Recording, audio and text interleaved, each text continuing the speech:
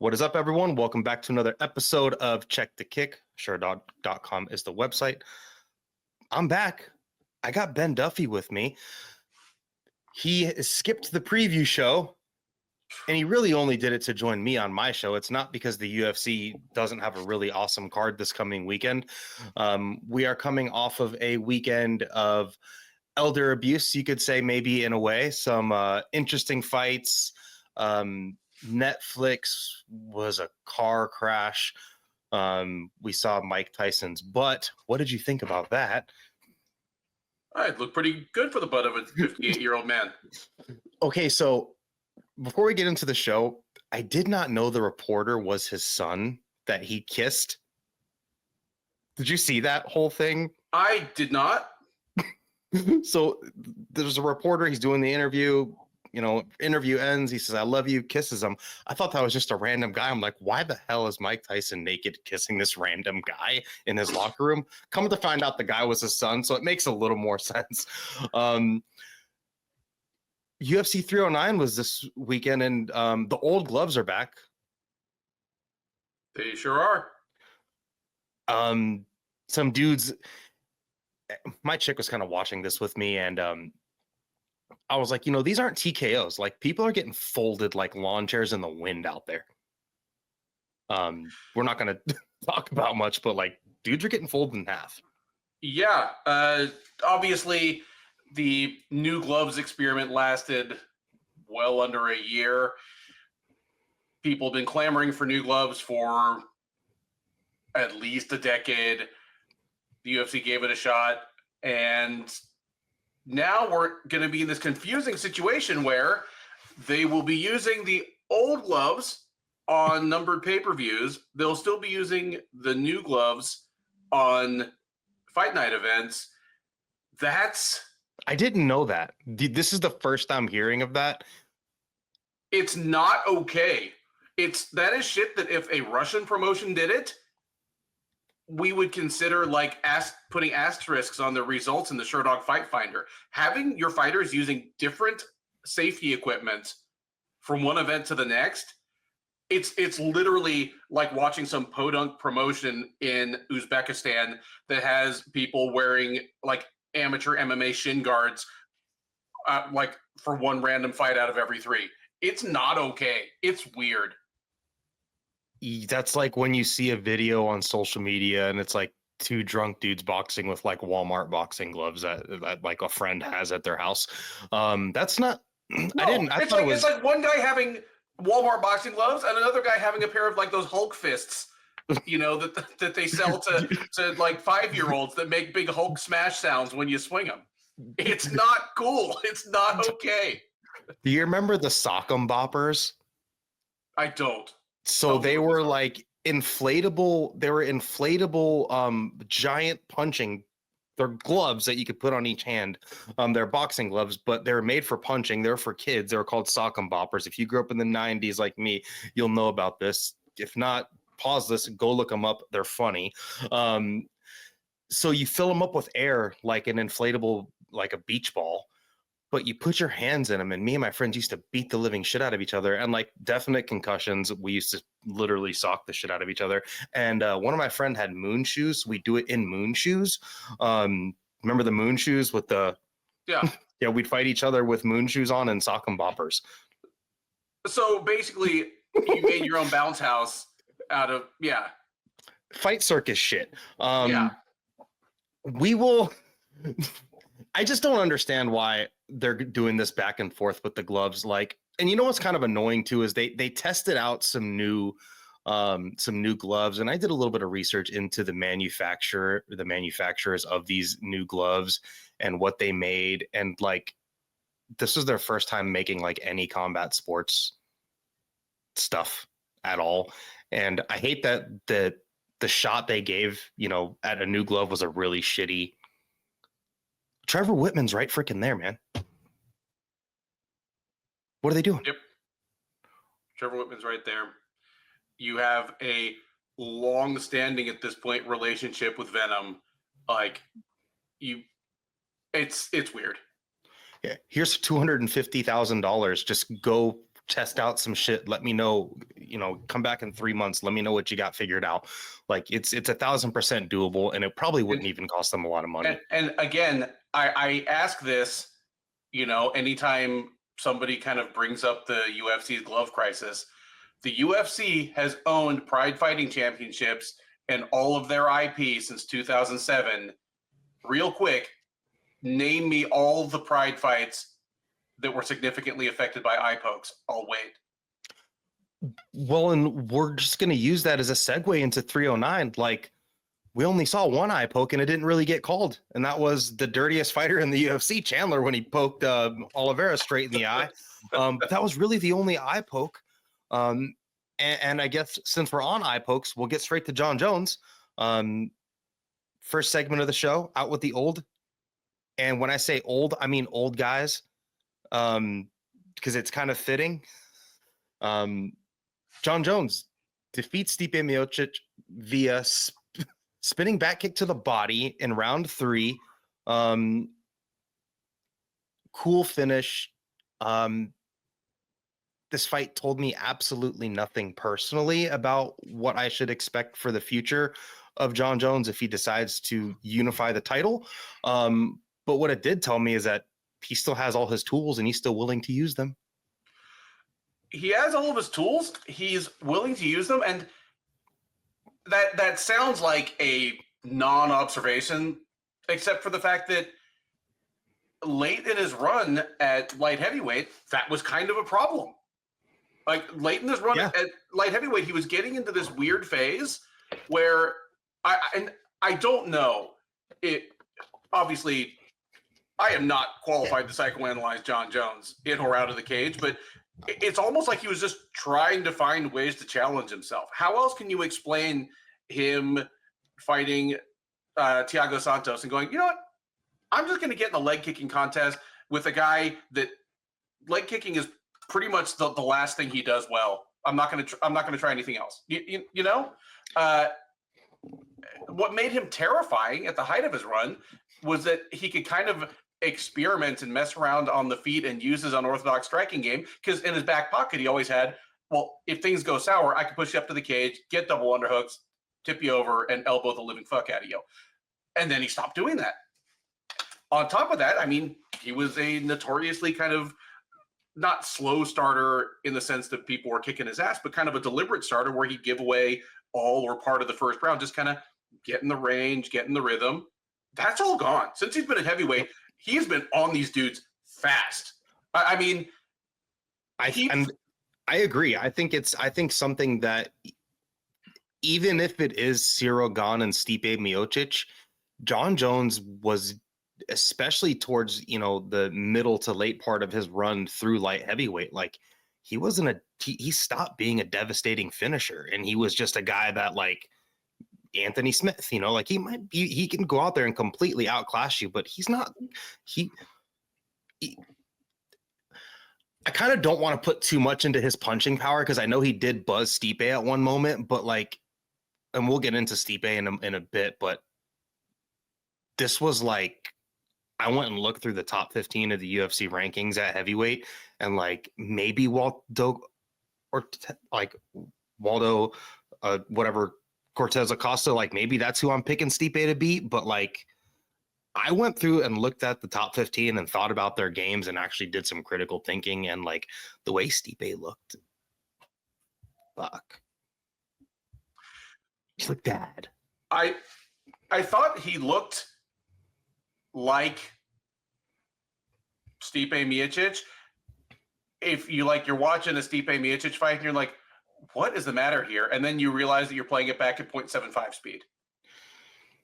It looked like Stipe in slow motion. It was his same stance, his same usual repertoire of boxing combinations, just much, much slower. Part of that's going to be being 42 years old.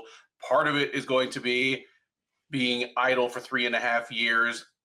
And while part of it was him just kind of being stubborn, he's had some injuries. He put on 15 pounds of muscle. That doesn't make you faster. But I didn't think he looked off the charts terrible, except in the way that almost everybody looks terrible against Jon Jones. Like I found myself thinking afterwards on Saturday, and then kind of thought about it some on Sunday in rewatching a little bit of the card. There were two other heavyweights on Saturday's card, Marcin Tybura and Jonata Diniz. I would pick the Stipe Miocic that we saw in the cage on Saturday to beat Jonata Diniz, and I'd lay even odds on him against Tybura, and Tybura is a top 10 guy, and Diniz would have been if he'd beaten Tybura. Like, he was right on the cusp. And that's bad. That's the thing. It's bad when Tom Aspinall is there. Yeah. When Tom Aspinall is there and you're telling me this is the baddest man on the planet, and that's my whole, and we actually have the same exact argument, but I think that's terrible because, like, I'm looking at Sergey Spivak and I'm like, I don't know. Like, I'm not confidently picking. Like, if the way Spivak just steamrolled Tybura, I would not pick Stipe against him. No. So the UFC rankings, this is not the Sherdog rankings. This is the UFC rankings. I'm sorry. But Sherdog has other outliers. So Marcin Tybura is number 9, Stipe's number 8, and Sergey Spivak is number 7. And then who's number 6 is Jailton Almeida. Jailton Almeida would fold Stipe in half. The way that Jon Jones came out there and stormed his castle, Almeida looks even faster than Jon and actually has a double leg game. Yep. And I'm going to get into Jon's wrestling, but like his takedown in the first round looked great. But when he shot a double leg in an open space against Stipe in round 2, like, he didn't look that fast either. Like, no, I mean, and he never was a blindingly fast entry guy anyway. He's always had more of a tall man, arm based Greco. Like game. It's a big time. He's not a Greco guy. He was a folk style wrestler in college, like most Americans. But yeah, I would say Greco in the sense that he's great at those upper body takedowns, but he's also will use his long arms and could just hit a knee tap on just about anyone from anywhere. But yeah, like shooting a double from outside has never been his thing. I don't know if he would have tried that against a lot of other people, but I think he had taken the measure of Stipe by the time he tried that and was like, oh, I can do whatever I want to this guy. I watched this fight back this morning, and Stipe did actually like have some success, and I can understand why one of the judges scored the second round for him, even though he did get a little buzzed.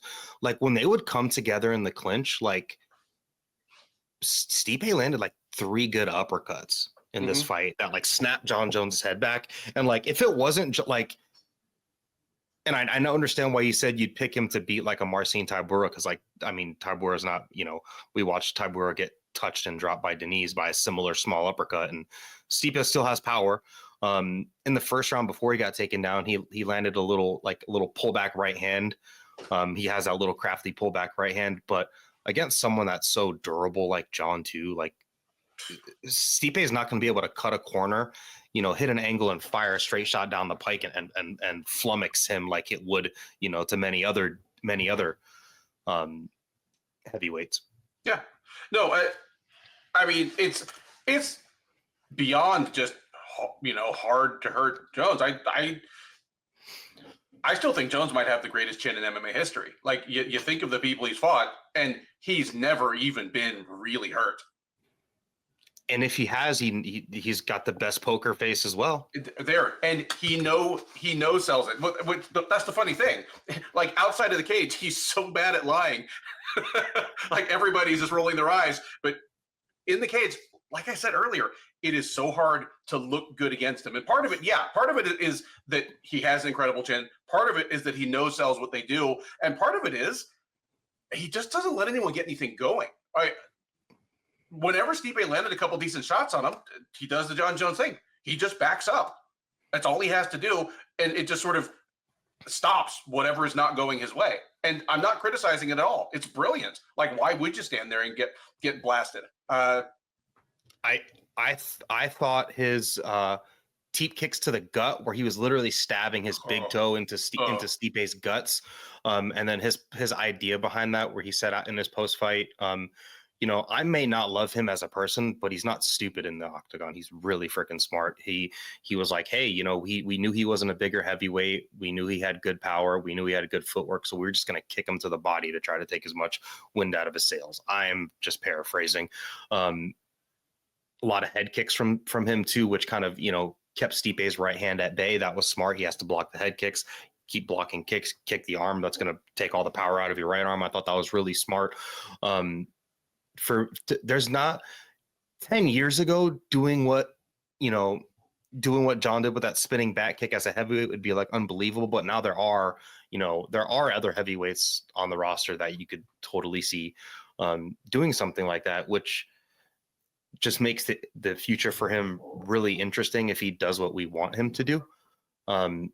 What I'm worried about, Jon, is if he ever has to fight someone like a Pavlovich or a Aspinall, is his boxing defense. Like, he just kind of like backs straight up on straight lines and does leave his head up there. Mm-hmm. And I watched a little bit of Tom Aspinall before I came on here today too, because I was just on YouTube screwing around, watching old fights. Watching this fight this morning, like, Stipe just took the back foot for no reason. Yep. Like, Jon wasn't doing anything. Like, just his presence and his measuring. Jon is really good at like measuring. He'll put a hand in your face and take 2 steps forward, and like you're having to either cut an angle or step back just to be able to see a shot that may be coming. And he's really, really good at measuring and using that to close distance. He'll put his arm out and then just take 1 step forward, put his arm out, take 2 steps forward, pop you with the jab. He's really good at closing distance and marching people back. But Stipe did have success with the boxing when he went forward. He would cause Jon to reel back. And I'm just like, I've never seen Tom Aspinall really take the back foot against anybody. Nope. He didn't take the back foot against Sergey Pavlovich, and that told me everything I need. He met him in the pocket with open arms. That is exactly the one I was going to bring up. You just mentioned a 14.5-minute fight where it feels like we didn't learn much. We learned a ton in like 1 minute and 50 seconds when Aspinall and Pavlovich fought. And yeah, the fact that Aspinall immediately went, no, this is not a striker versus grappler matchup. This is a striker versus well-rounded mixed martial artist matchup. Told me a lot.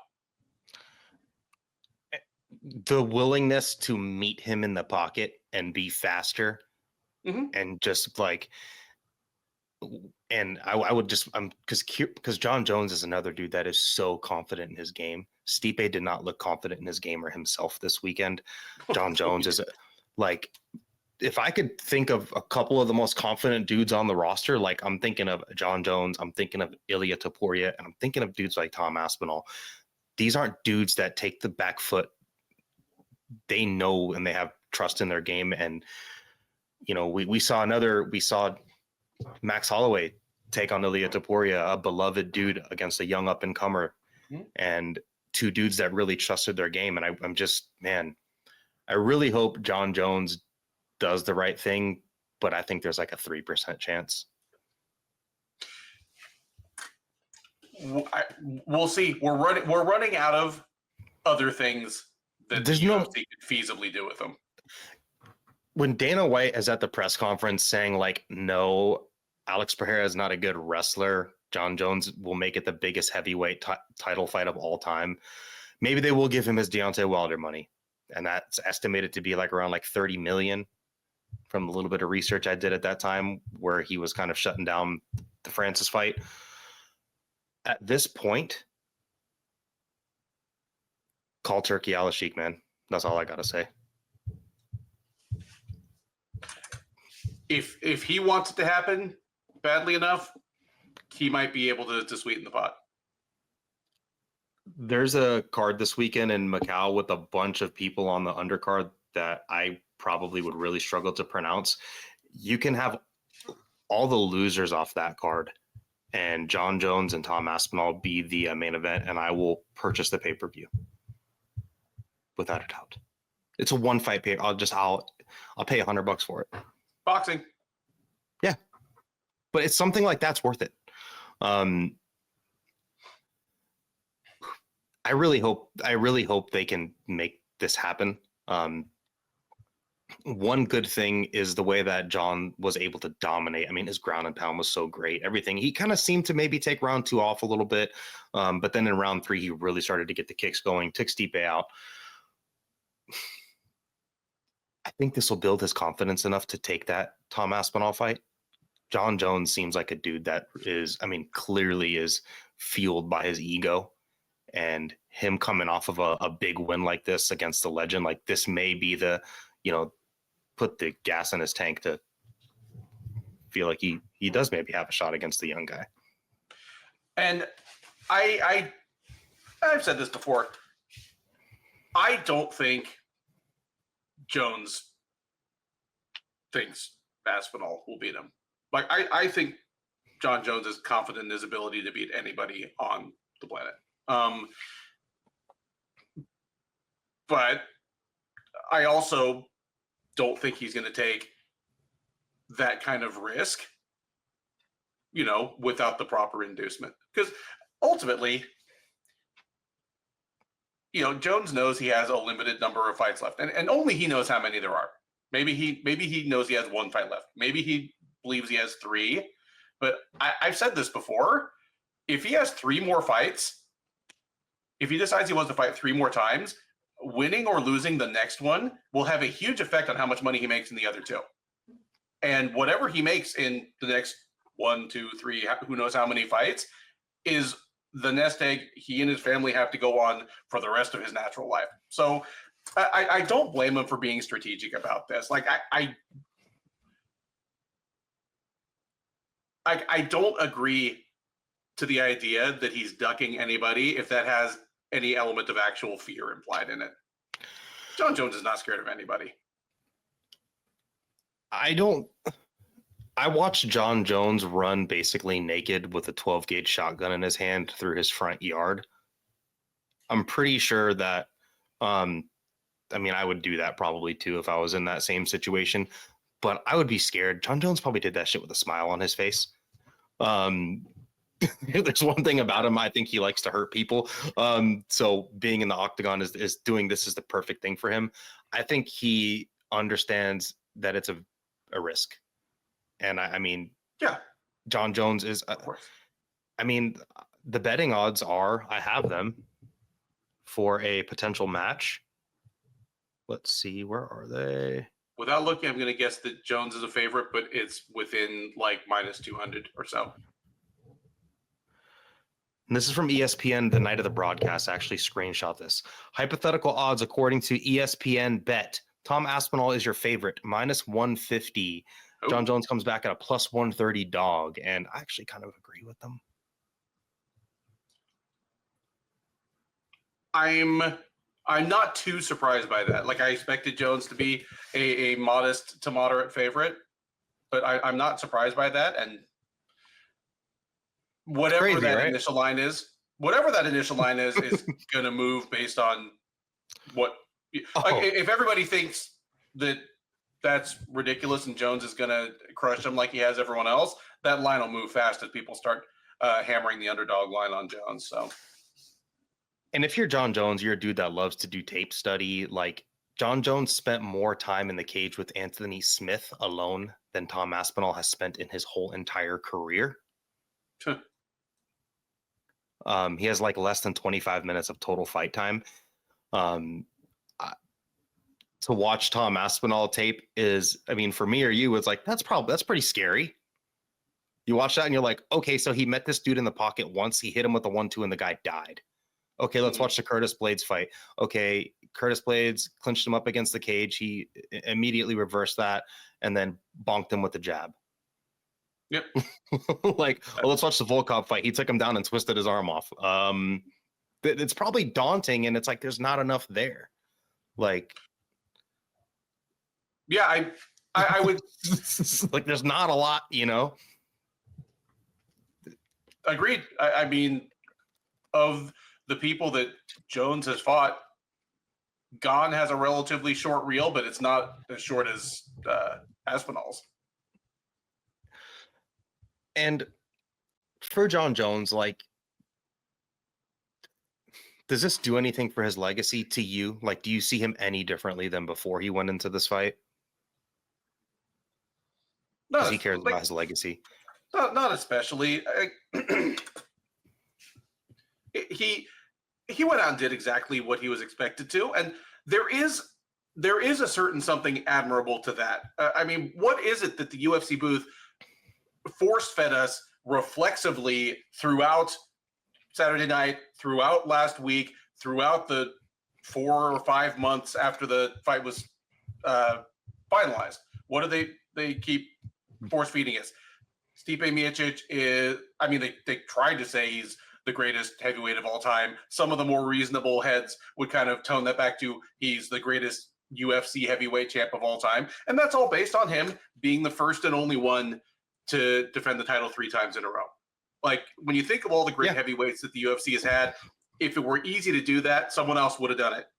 But you look back, none of them ever did it.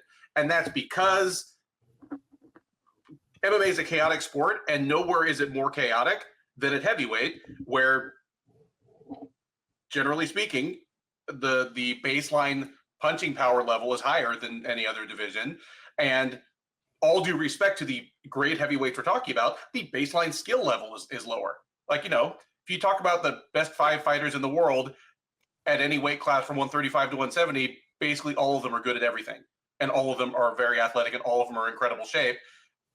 In heavyweight, even the very best fighters in the world sometimes have some glaring weaknesses.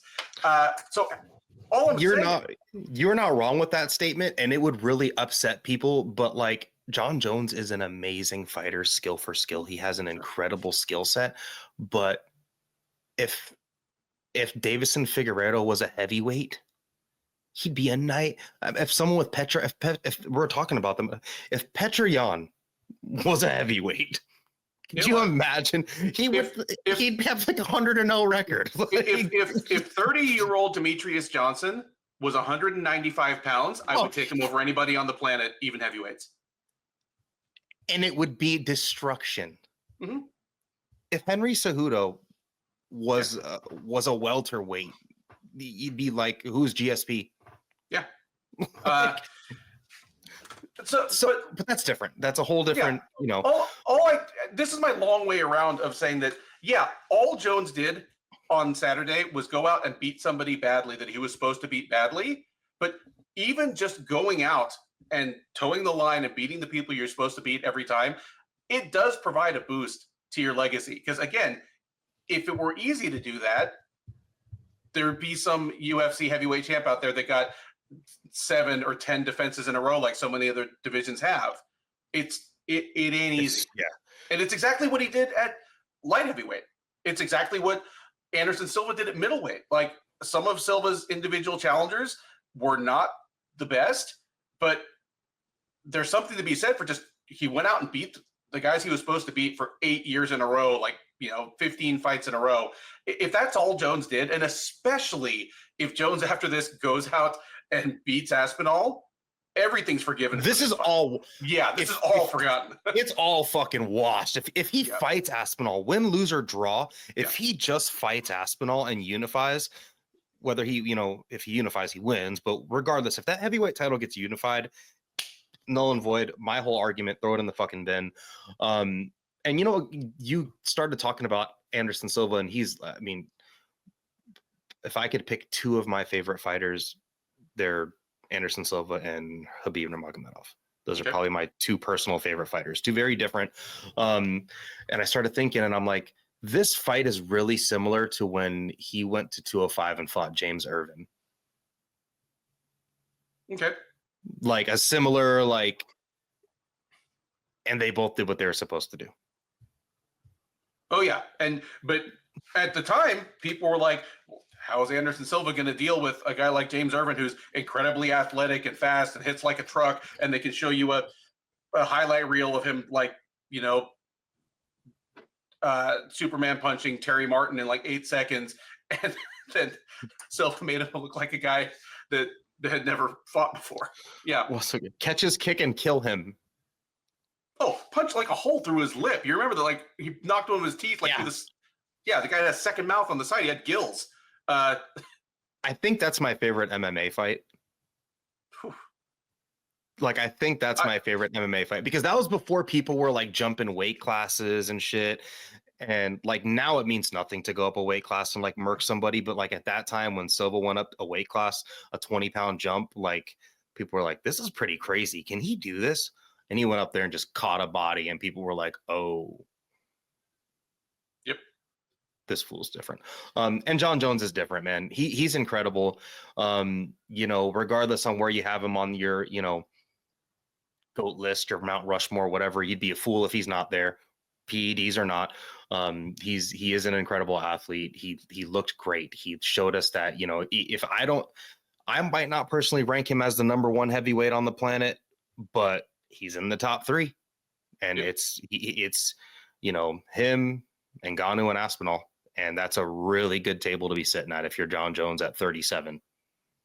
I completely agree. And while I'm as eager as anybody to see him fight Aspinall, I would be eager to see him fight Ngannou, but I'm sort of starting to think that he would handle Ngannou and make it look easy.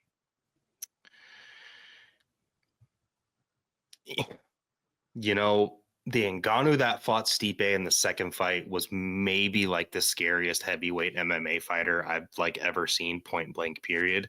But, you know, hindsight's 2020. Look what just happened to Stipe. We don't know where he was at in that site. I mean, and we saw Stipe also literally set up shop right on. Did Jon Jones throw a single punch, or was every single shot on the ground an elbow? He may have the best elbow, not ground and pound, but like elbow ground and pound. Like I don't think there's any question of that. And I think there's a good case to be made that he's the greatest ground and pound. It's him and Habib. Him, Habib, Fedor. Yeah. Yeah.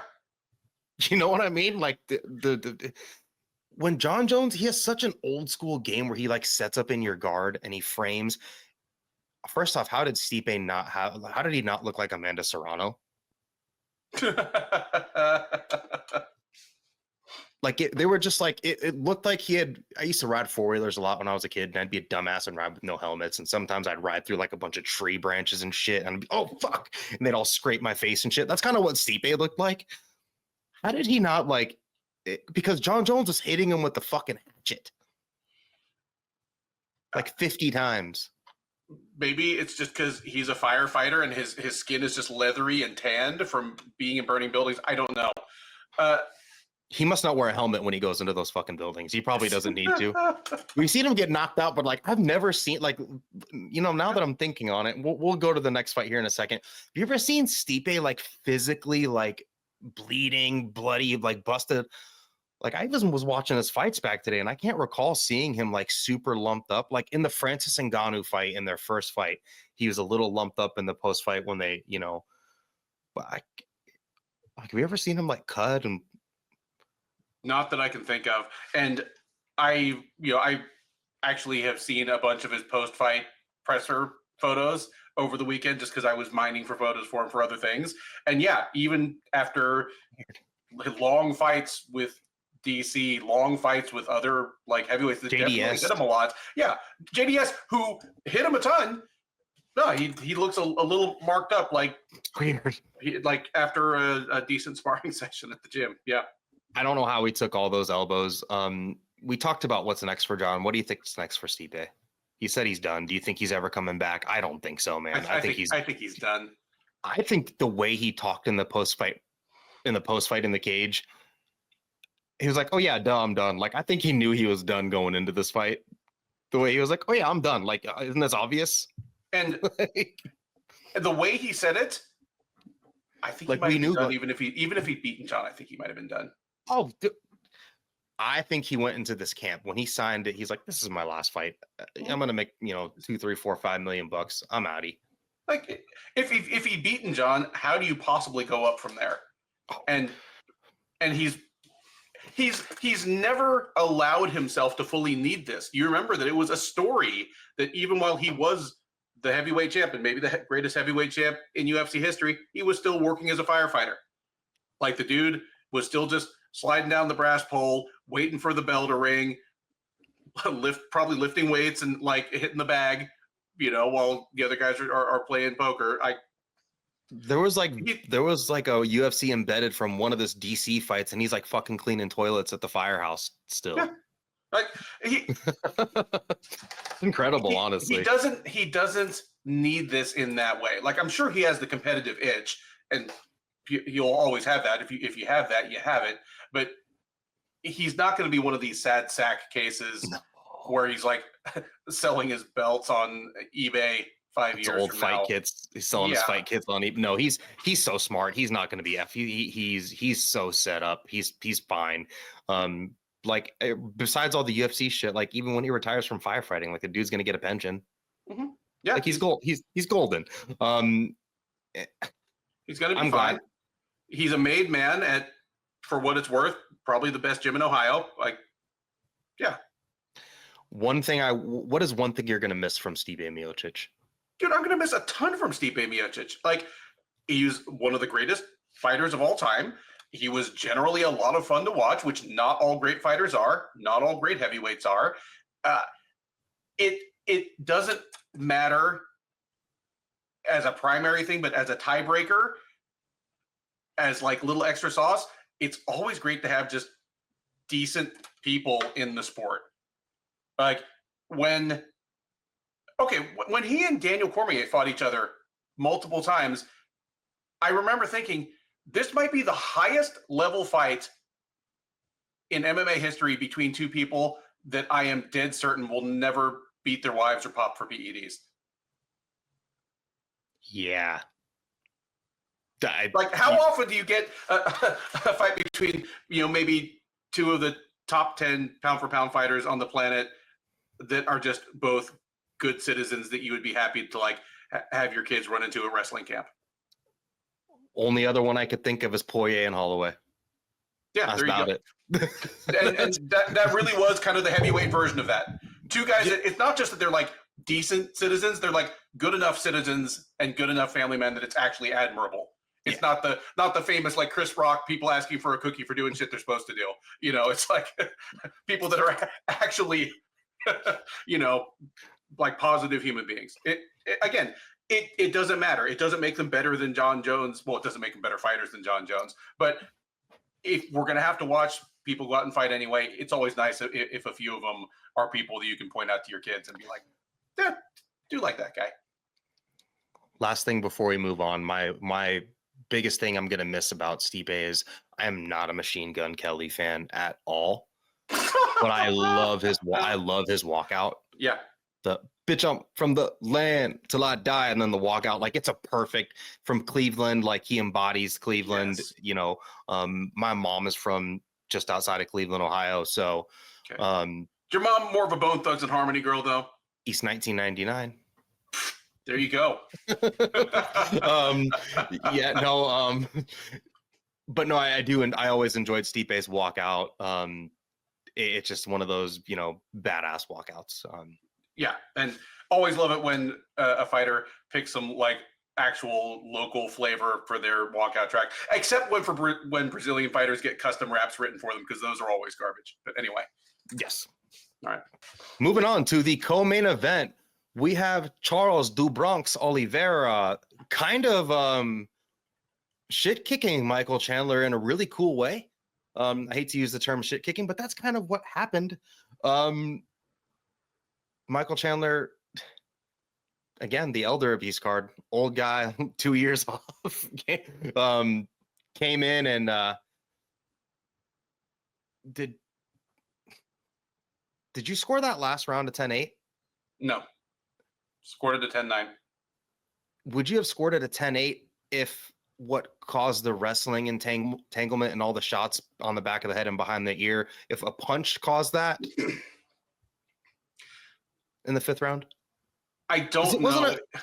it was so weird. Like Chandler just whiffed on a shot, and you could tell this was Charles' first fifth round, and he was gassed as shit in that fifth round. You could tell. Yep, he was just dying. Which I mean, well, I've got something to say about that, but I want to stay on topic here. Really, it wasn't how Chandler got there and how he did the damage, although it's the worst strikes to the back of the head sequence that I've ever seen that the ref didn't even say anything about. It's insane how bad it was. But it's more that Oliveira recovered and did some work of his own throughout the rest of the round. I moved out of 10-8 territory based more on what Oliveira did in the second half of the round than what Chandler did in the first, is all I'd say. And I wouldn't be that mad at anyone who scored it at 10-8. Generally speaking, we don't give enough 10-8s. It's supposed to be the most dominant 5% of rounds. So 1 out of every 20 rounds roughly should be a 10-8. That was one of the 5% of most dominant rounds this month. Yeah. I scored the Anama fight. I gave it a 10-10 in that first round because I was like, I don't know. I think this is okay. That was a wild round. This fight was wild too. Charles Oliveira, he came out. I don't know if his striking. It was really similar to the Jones and Stipe fight in a lot of ways, where I'm like, I think Chandler just looked effing terrible. He couldn't find his range at all, was willing to get backed up against the cage, was literally trying to bob and weave against the cage, and was just letting Charles Oliveira like crush him with combinations against the cage, whiffing on big shots. Whiffing on shots so bad that he like spun and fell down like like he was throwing punches in a computer chair. Like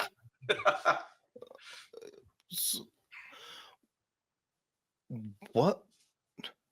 You know, and in my, we both did a preview for this, and in my preview, I was like, you know, watching the Arman Sarukian tape, like, there's room there for someone with his abilities to do something. No. And he's the first person to take him down in the UFC, Charles Oliveira. And made it look kind of easy. Like, if you had told me in 2010 that Charles Oliveira was going to be a former champ and a top 3 lightweight and hitting effortless double legs on Michael Chandler, based on what I knew about both of these guys in 2010, 2011, I would have laughed in your face. And just like outright fucking him up on the feet, excuse my language, but yes, he had Michael Chandler doing the CJ Vergara, he had him doing the Chelsea Chandler. She hit that 4 flat. Or he hit that corner and he was running around the octagon when he got buzzed. Man, it's really hard for me to tell if this was like a huge level up moment for Charles Oliveira, or if this was like Chandler looked really bad and he does only have 2 wins in the UFC. And one of them was a knockout against Hooker, which is his best win. And then the other one was against Tony Ferguson, where he's kind of getting lumped up. He lost the first round against Ferguson. He got dropped. And then just zapped him. I did say this on the recap. Chandler, it is the toughest 2-4 maybe. Oh my God, history, because the 4 losses are just to the best of the best of the best, and in all 4 fights he had his moment. He was right there. Again, in the first fight with Oliveira, I was there. It was UFC 262. I covered it in person here in Houston. He almost killed him. If there had been a twitchier guy as the ref that fight, Michael Chandler would have been your UFC lightweight champ. And and it wouldn't have been a premature stoppage. It would have just been a little on the earlier side of the acceptable range. Like, Chandler could easily have gotten the TKO win over Oliveira in the first round in their first fight. And at that point, even if Oliveira comes back 5 months later and takes the belt back and it looks like this that we just saw on Saturday, Chandler's got something you can never take away from him. And the whole narrative of his experience in the UFC is totally different. I mean, just ask Michael Bisping how much like a little hardware changes how everyone interprets everything you did in your career. Like, he's been right there, man. It's a bummer. It is a bummer for someone like him. Another reason why I think it's a bummer too is because just like Bisping, you mentioned that, and it made me think of this, where like if Chandler got a UFC belt,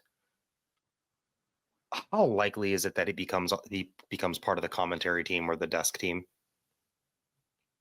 The UFC would be silly not to make the offer because it would just guarantee him like 20 more years of employment. And I have the feeling that if he wants to, he's going to be able to stay in the industry in some capacity or another.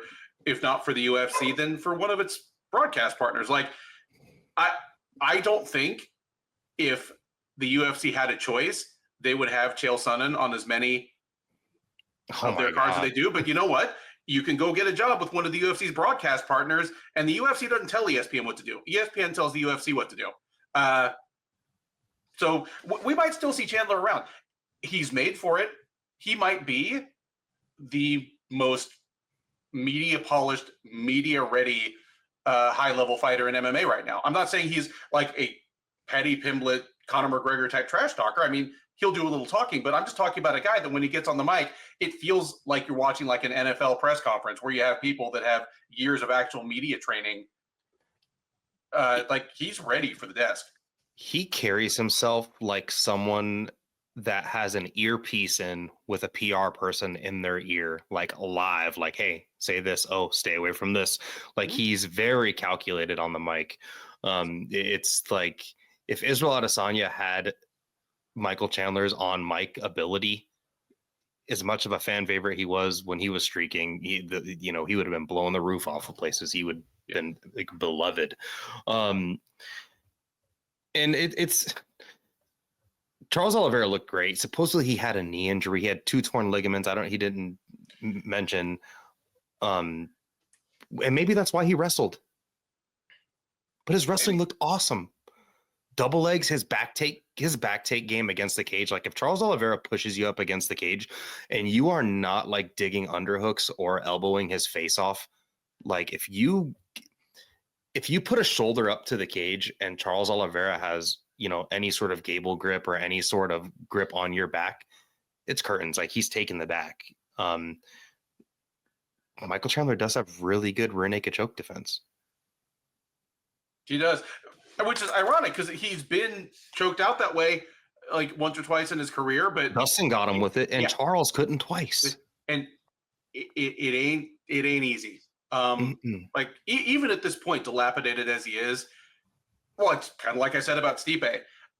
Even as bad as Chandler looked on Saturday, there are a lot of lightweights in the UFC that I would pick to just knock completely out of their sneakers. Oh my God. Just because the little gaps in the armor are starting to show doesn't mean that everybody can hit those gaps. Chandler, he's 38, and his was a style that was always going to struggle to age well, because think of how much success he's had being a 5'6" lightweight in the 2020s. I think they call him 5'8", and I kind of chuckled a little bit.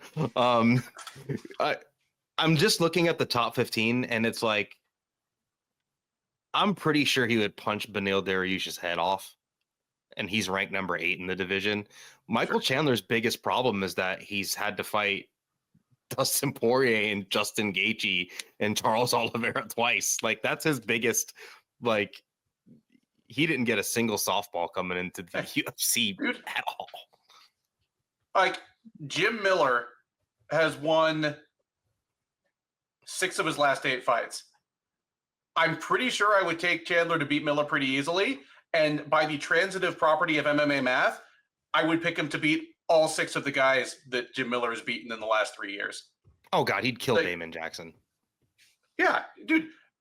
Anyone that Jim Miller one-shotted, Eric Gonzalez, Nicholas Mota, Jesse Butler, like Jim Miller with his newfound old man power, you might have to fit those guys for a pine box if Chandler hit him with an overhand right. Like, so I'm just saying, he's not a top 5 lightweight anymore. He may not be a top 10 lightweight anymore worldwide, but there are probably 60 lightweights in the UFC. I still think he's in the top half of them. He's not a chump. He's just a guy that, like, again, to be able to succeed as a 5'6" lightweight, it always ran off of his explosion. And he might be five. He might be five. I've been face to face with him. Like I just said, I was at UFC 262. I asked him a question at the depressing post fight presser. He might be, but I'm 5'9", and he's definitely obviously shorter than me. And Charles Oliveira is definitely obviously an inch or two taller than me. Like it looked like a 5'11" guy staring down a 5'7" guy. Yeah, Charles looked to be an easy 6 feet in there, probably. Like he looked huge. But while Chandler has lost fights over the years, obviously, even in his prime, he split his fights with Eddie Alvarez. He lost twice to Will Brooks. He got knocked out by Pitbull, who's even shorter. But if he ever lost, it wasn't because he was the shorter guy. Like he had a game that made it possible for him to bounce into range and hit taller guys with crushing power. Yep. But once that slipped even a little bit, the Charles Oliveira's of the world are able to punish him on the way in. And he looked clueless. I think it's why he was over swinging on stuff, hitting air and like falling down. Charles Oliveira has finally looked composed off the back foot. He would stick Michael Chandler with a jab and then just cut an angle when Chandler was kind of blitzing forward with those big hooks. His wrestling, his takedowns were good. If I could have a critique, is like why. And this is something that Charles Oliveira may never add to his toolkit. He's got an incredible submission game, an incredible back take game with an incredible body triangle, but he doesn't really have a ton of ground and pound. Like he showed a little bit of ground and pound in this fight, but there were rounds where, he was fighting for the choke for 3 minutes where I'm like, man, you were in positions to, like take top control, get the Dagestani handcuff and just punch Chandler's head in. I would love to see him incorporate more of a just venomous ground and pound. If he's going to be wrestling dudes, sit in their guard or get into side control and punch their head off or elbow their head off. Like, he has that ability. And if he doesn't have it, he can probably learn it pretty freaking quickly. I would love to see him continue to wrestle like this, Charles Oliveira. His striking looked great. His pressure was great. His body punching was great. In the knee, he freaking hit Chandler with some incredible knees. I don't know how Chandler ate them things. Chandler's fucking durable as shit. Like he's so tough. He's not done, but he's also not fighting Conor McGregor. I think that's just a pipe dream he needs to let go. But he can fight in another co-main event or a featured bout on a pay-per-view. There's no way he's not he's never going to be in the Apex, dude. He's going to be featured bout probably next time out, first quarter or beginning of second quarter next year. Who do you think he fights next? Who would you like to see him fight? What makes sense? I think it only makes sense to match him up with decent names that are not in the immediate path to a title shot. Or if the UFC thinks he's shot and this is the beginning of the end, then you squeeze all the juice you can out of him on his way out. Like if you think he's shot, match him up against Paddy Pimblett. Like, if you can get Paddy Pimblett, boxing him up on the feet, then sweeping him after getting taken down and tapping him out, you've got your signature win for a guy that needs one and is turning out to be better than advertised. I don't think there are too many wrong choices with Chandler other than I don't need to see him take another fight against that kind of same gang of 5 lightweights that have been hovering around the title picture for the last 6 or 7 years. Like, I don't need to see him against like a Gaethje or Poirier type again. And I don't think they're going to do it since he's fought all those guys. But I also don't want to see him against just whoever types that are in fresh off the Contender Series.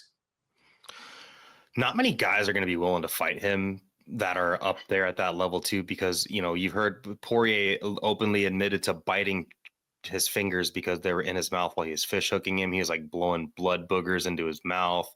This fight, he cheated a ton. He's one of the more dirty dudes when he wants to win a fight, and it's not a foul unless the ref calls it a foul, right? And Keith Peterson was just not on the ball on Saturday, and I don't want to make this a show about the refs, or we'll go for 3 hours. But I already said it on this show.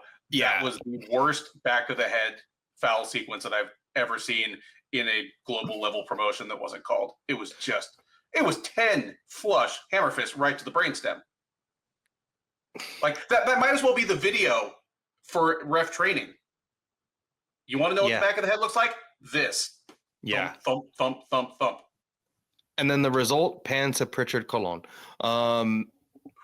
That's not a joke. That is just a very real and sad thing, what happens when people get hit in the back of the head. Yes, that is the answer to why strikes to the back of the head are outlawed.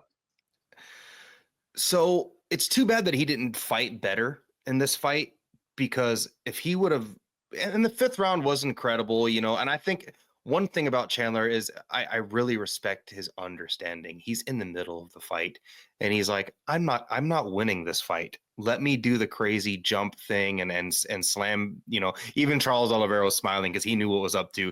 Chandler's like, look, I'm not going to win this fight, but I'm going to win over this crowd. And I do always appreciate that. I think if he would have done better, man, if he would have got a scorecard and lost a splitty or something like that, maybe he could have bargained his way into a Max Holloway BMF title fight on like a co-main event under Alex Pereira or some shit. I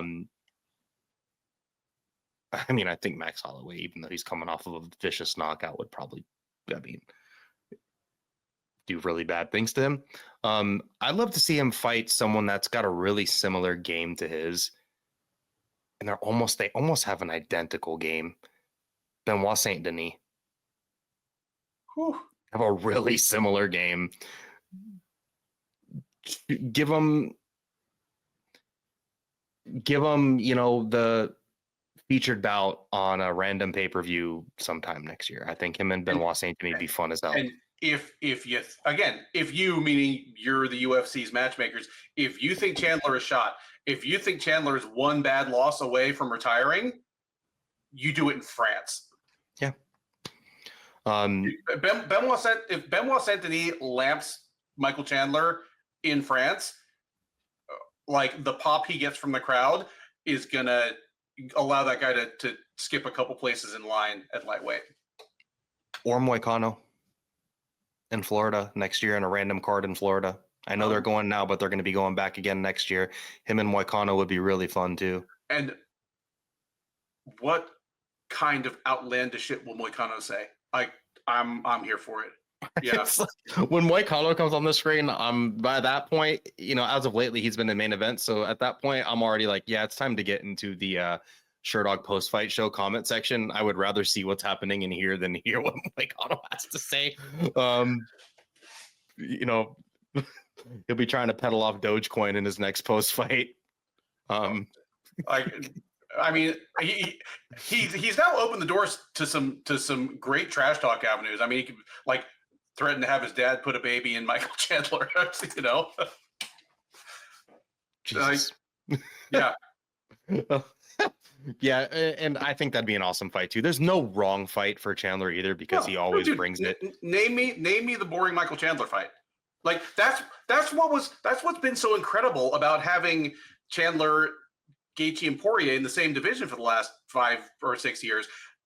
One, they've all fought each other. They were all fight of the year candidates. Most of them had a round of the year candidate. But you had 3 guys that were top 5 lightweights and had literally never been in a boring fight. No. And you start throwing dudes like Dan Hooker in there, he's kind of in that same, war horse. Yeah. I mean, like Ferguson, while it lasted, was that type. Why do people love Ferguson so much? Because he kept winning fights. He's a weird dude, and all of his opponents looked like they'd been run over by a lawnmower. Yeah, I mean, I'm still under the. I don't know what. When Tony was fighting dudes, it was just must be one of those Montel Jackson handed type dudes. Where he was just lumping mofos up.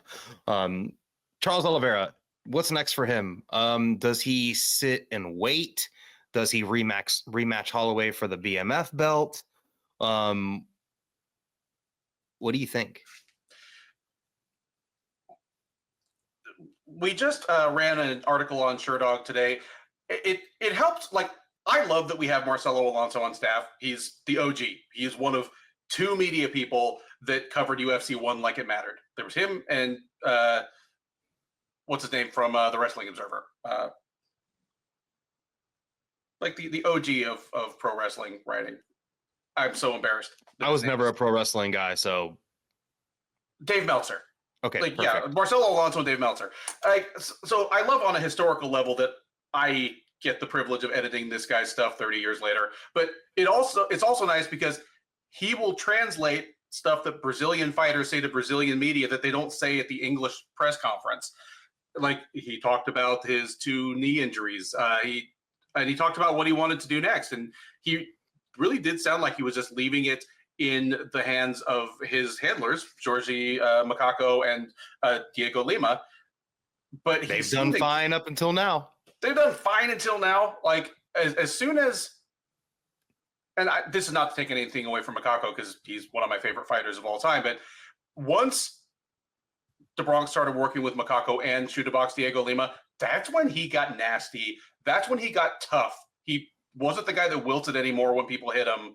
But anyway, he sounded inclined to wait and see what happens between Makhachev and Sarukian. And I'm not a big fan of fighters choosing to stay on the shelf. I mean, we just talked about Chandler waiting 2 years for a payday that never came. But if anyone's earned the right, it's Oliveira. Because Makhachev and Sarukian are the only guys to beat Oliveira in over 7 years. He's trashed the others. And against Sarukian, it was a pretty competitive fight. Yeah, that was a nip-tuck performance. Like, I wouldn't favor him against whoever wins that fight, but it's only in January. It's not like he's going to need to wait that long. No. The other thing is, the way Sarukian and Makhachev fight, whoever wins is unlikely to be cut to shreds. Their first fight was a scramble-heavy wrestling and grappling fest, and either of those guys could have fought again 8 weeks later. So Charles could sit and still fight in, like, April. That's like a 6-month shelf time. Probably good for him. If he wants to wait, that's fine. If he wants to fight someone like Holloway, sign me up. I'm never going to say no to that.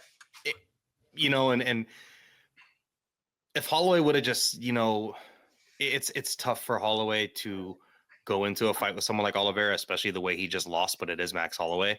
For Oliveira, I do think it's smart for him to just wait for a title shot. He looked great. This is the best he's looked in a really long time. It was the most, number one, it's the least he's been hurt on the feet in quite some time against an opponent. Mm-hmm. You look back through his title run and any of his most recent bouts, he's usually, one thing about Charles Oliveira that's made him so beloved is he's not like Islam Makhachev where he's outstriking his opponents and out wrestling them. Usually he's getting got for a little bit. Like, he's showing a flaw, but he overcomes it. This was his first fight in a while where, like, I don't want to call it flawless because the 5th round, but, like, he didn't get lumped up in this fight. Like, he didn't take a ton of damage besides the shots to the back of the head. Like, striking on the feet, Chandler didn't have shit for him there. He looked great there. And you're right. That is rare because you look at Oliveira's kind of glory days leading up to the Makhachev fight. It's easy to forget because of how all those fights ended that, yeah, he got his bell rung pretty much every single time out. Like, Poirier had him in trouble. Chandler had him in a ton of trouble. Like, yeah, like everyone has their moments against Oliveira. It's just because that's what his skill set is. He needs to take a few hits to deliver his, but he's also recklessly aggressive. Yeah. You go watch the first round of him and Dustin Poirier, and he got dropped like 3 times. Dustin Poirier was landing at will. In this fight, it was not like that at all. He wasn't in trouble on the feet really whatsoever. He looked really good. And he showed up and used his wrestling. We're going to move on to the featured bout from UFC 309 in just 1 second. All right, moving on to the featured bout. We had Bo Nickal taking on Paul Craig, and I just don't even know if I can say his nickname, Paul Craig. Did he? Does he have a new nickname? No, but even the current one still makes me I don't know. Yeah, it's weird because he's comparing himself to a film character that it's not like he looks much like him. I didn't know it was a film character, so I guess at least it's something. I was just like, okay, what? It's a character from Inglourious Bastards, the Tarantino film. Oh. Yeah, and it's a guy, it's being played by the slasher film director who's like a friend, like Eli, I can't remember his name. Well, now I feel like an idiot because I put it all together. Okay, well, at least it means something. I just thought it was a really random, weird name that he came up with. He's comparing himself to like a yoked Jewish guy with a baseball bat, and he's like a tall, skinny Scot that paints his face like William Wallace. I don't get the reference. Like, just an ass-kicking guy, maybe? Well, he didn't kick too much ass this past weekend. Paul Craig was defeated by Bo Nickal. 30-27s on those scorecards were a bit generous, in my opinion. I scored the first round for Paul Craig. Man, Bo Nickal. I feel a little let down in a way. I understand it was his 7th pro MMA bout. So what I did was I did a little bit of brainstorming and I went ahead and looked at some other UFC fighters that came in to the UFC with, smaller records. Sure. What did you think of, before we talk about that, what did you think of the fight, Bo Nickal's performance, and then maybe why you think it played out that way? I thought it was a lousy fight. Don't let Bo Nickal hear you say that. No, it's his dad that'll hear it, which is a problem because his dad had kicked my ass too. Yeah, it was a lousy fight, and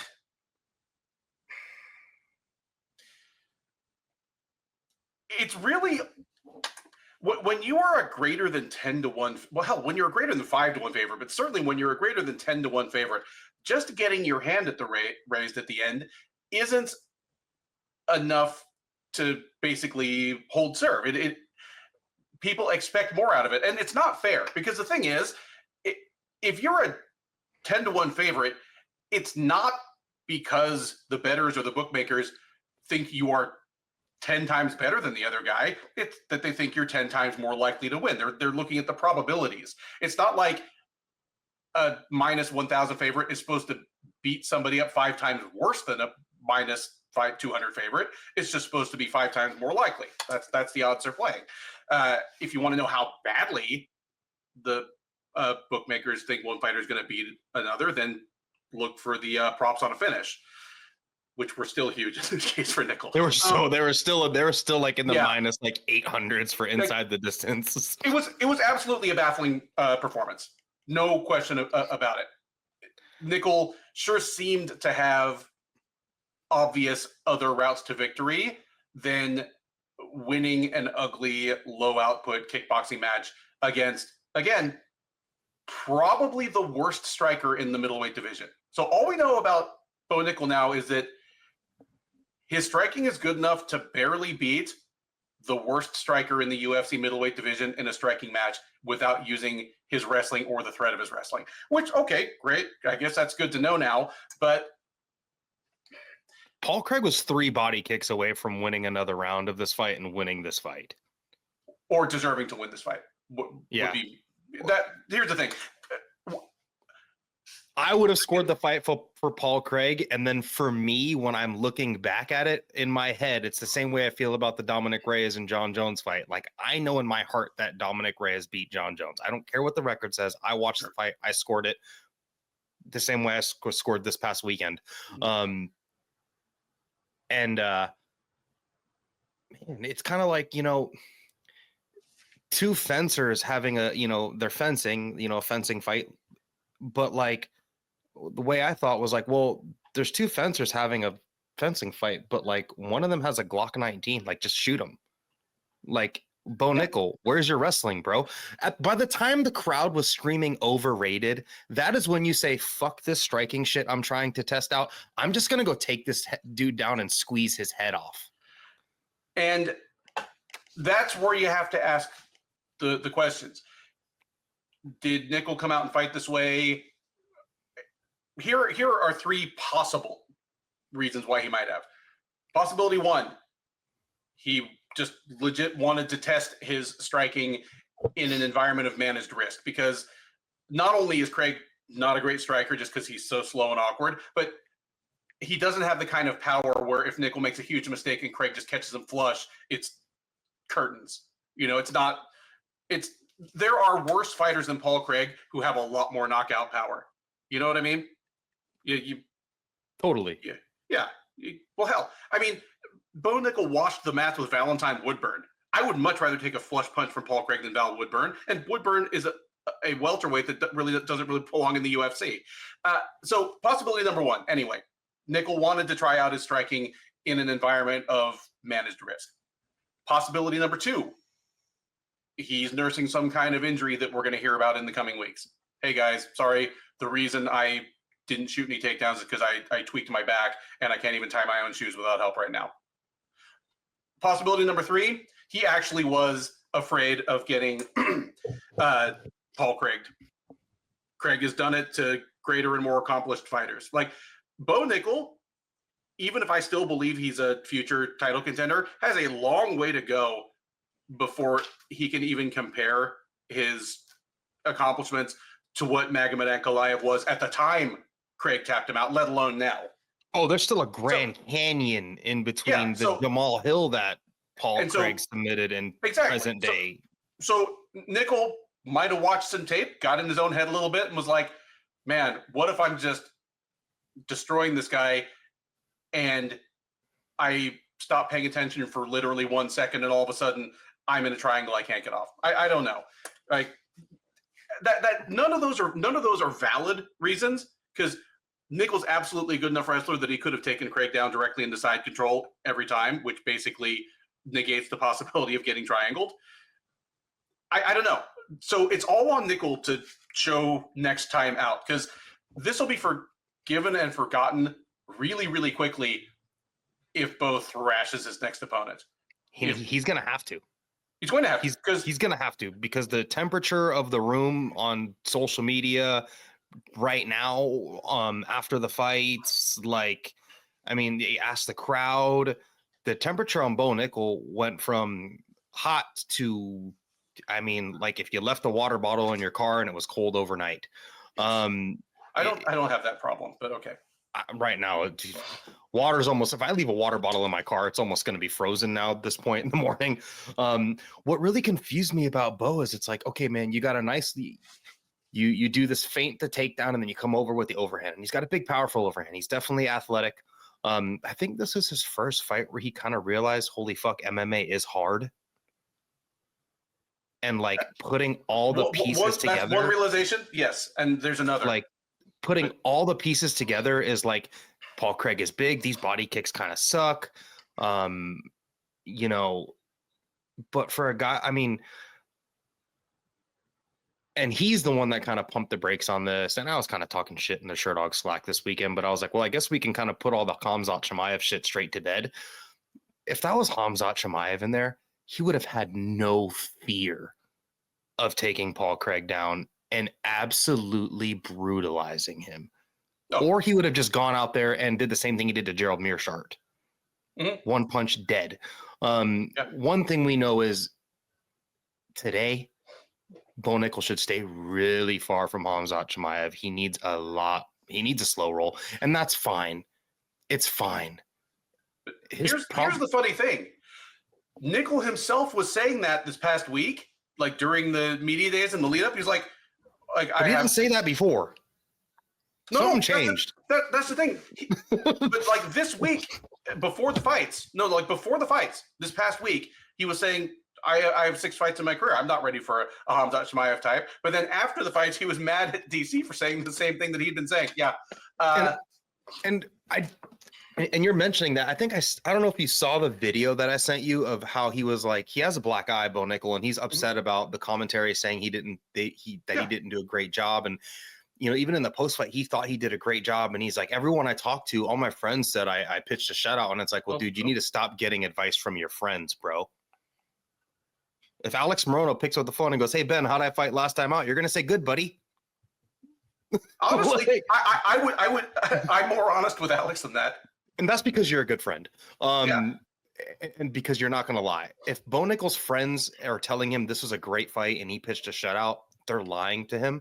And that's what worries me moving forward is he's walking away from this thinking that this was great. I hope that's not the case. I hope he just kind of seized up a little bit and got a little defensive after. Maybe it's the ego. After the first real criticism that he's taken in his MMA career. Like it's a comfortable position to be in if everybody is praising you to the rafters and you can play the modest card and slow roll everybody else. Like that's a very comfortable place from an ego standpoint. Totally. When other people are criticizing what you did, even if it's justified, that makes you, we're all human. If somebody did that to me about my job, I seize up a little bit too. Again, we didn't learn the things we might have about Nickal, and whether that turns out to be a good thing or not is it'll literally remain to be seen. Because here's the thing. What Nickal did get out of this is if he had blasted Paul Craig, he'd be taking on a top 10 middleweight his next fight. This, he's still undefeated, but nobody's clamoring for him to fight. Even like, say, someone like a Marvin Vettori or Jack Hermanson type, they're kind of in the bottom half of the top 10. That's exactly the kind of guy he'd be fighting next if he had destroyed Craig. And if he lost to Craig, then he gets a step down or at least just kind of a lateral move. He's probably going to get kind of a lateral move now, but he's still undefeated. So if he just picks the thread right back up after this and wins his next 5 fights and he's fighting for a title, 18 months from now, then this was all okay. Again, like it's a cop-out answer, but we'll see. And it's good for him because now also too, so many more people are going to be willing to fight him. Yep. Like that Tresean Gore fight that almost happened. Number one, it's probably good for him that it didn't, based on the way Tresean Gore's been looking. And I know that's going to probably piss somebody off and it'd probably piss him off. But like now way more people are going to be like, yeah, I'll fight Bo Nickal. Sure. I've got okay jiu-jitsu. He might watch my tape and see me squeeze someone's head off and not take me down. Absolutely. Think of how eager fighters in the UFC are to fight a hyped fighter that they think is overhyped or vulnerable. Like everybody, or they can at least beat. Yeah, everybody in the UFC middleweight or lightweight division wants to fight Patty. Like totally. Almost everybody at welterweight wants to fight Ian Gary. I remember, this was a few years ago, but when Sean O'Malley needed an opponent and he claimed that nobody would fight him, and just literally half the division was standing up and raising their hands in the air saying, I'll fight you. The UFC was like, oh man, nobody wants to fight you. We'll sign Chris Matinho. Like if you Marab was literally, I remember Marab being like, pick me at that moment even. Yeah. Nickal might get some of that now.